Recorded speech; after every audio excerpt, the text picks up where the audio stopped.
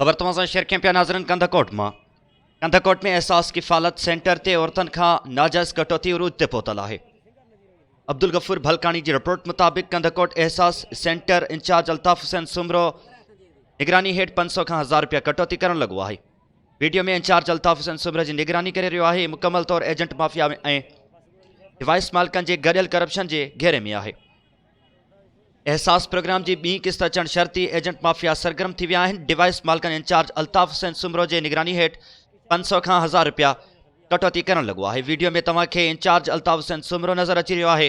मुस्तहकिन के बिनी हथन से फुरन लाइ सेंटर अंदर तोड़े बाहर पंहिंजा एजेंट मुक़रर किया विया आहिनि। एजेंटन ऐं डिवाइस मालिकन की मिली भगत से फी मुस्तहक का 1000 रुपया कटौती जारी है।